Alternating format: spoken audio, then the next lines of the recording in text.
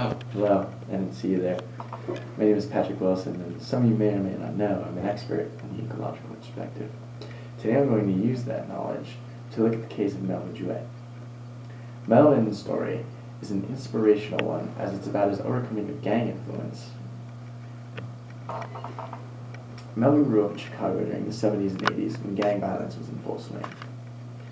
After joining a gang and working his way up through the ranks, Melvin suffers a gunshot wound to his spinal cord. This injury paralyzes him from the waist down. Now, while some people may think this would cause Melvin to lose all hope of finding success, Melvin describes this as the best and worst thing to ever happen to him. It's the best because it causes him to take a minute to step back and analyze his life choices. And it's the worst because it causes him to become paralyzed from the waist down.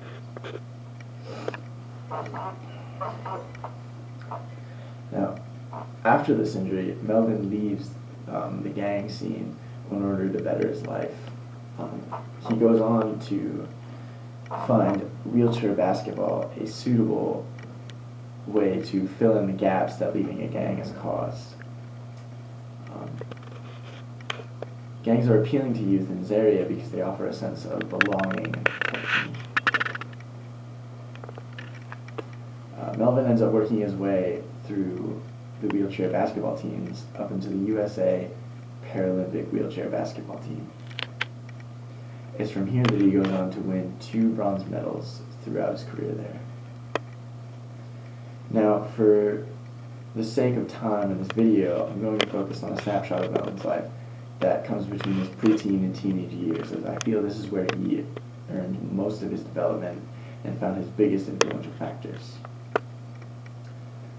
Hopefully through this video I'm going to show you that due to a few strong influences in his macro system, Melvin's able to realize that he has to change his life in order to better it. Melvin's microsystem consists of his mother, father, and his 2 brothers, Opie and Maurice, with Opie being the older brother and Maurice being the younger brother. While there are no atypical markers in either of Opie or Maurice's development, Maurice has a sense of self-entitlement over his brothers, as his mother and his aunt tended to spoil and run. Melvin's neighborhood is a poor black ghetto. He originally grew up in a regular house in a Chicago suburb. Now, his brother Maurice ended up burning down their first house, which caused them to move from a rural area into an urban area. This is where Melvin first experiences gang activity. Melvin joins a gang that isn't stationed near his house, and while this may not seem like a problem, it is because it leaves him vulnerable to rival gangs or just other gang members that may be in the area. Melvin is very involved in his church atmosphere. He's a junior deacon and part of the choir. In this case, his religious preferences aren't exactly hindering to his development. They're actually encouraging, as Melvin finds a safe environment to discuss his beliefs. He even goes further on to bring some of his gang members to some of the services that they offer at the church.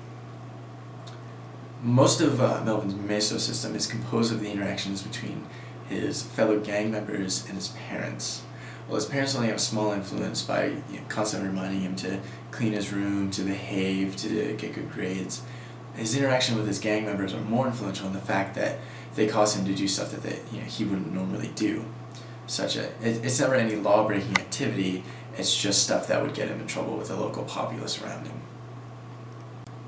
Some clashes with other gang members would be hostile, and in a sense that during this time in Chicago with gangs, turning away from confrontation or aggressive behavior would cause whoever it was to become even more aggressive towards the point where it may actually engage in violence.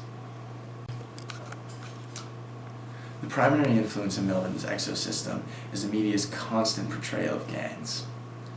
Now, it's never a glorified picture, but what most of the kids see on TV is these gang members that have money, power, respect, and plenty of followers. This is what entices many of the youth in that area to join gangs, because in a sense gangs offer that sense of belonging and protection that some of their home lives may not have. It's also just an area for them to be with other boys their age, and even boys older than them, as some of their fathers probably aren't around. Violence at this time is also a major problem, as the police in the area would tend to look the other way and let people handle their own problems, which could result in anything from just a beating to a killing, a murder even. Melvin's parents are working class, and as such they tend to put their values of self-determination and self-fulfillment through education onto Melvin. I feel this is his most influential factor, in the sense that because it's coming directly from his parents, who he's very close with, it takes a big toll on the way that he shapes his development. And later on in life, he moves on to take this advice and start that. Okay. Melvin's chrono system details his journey from becoming a young gang member into a learned college student. Melvin has made great strides in his development towards bettering himself. Now, he went from a gang member who commanded the respect of his peers to a college student who's going back to earn his degree. After his gunshot wound, it caused Melvin to realize that he should take a different path in his life.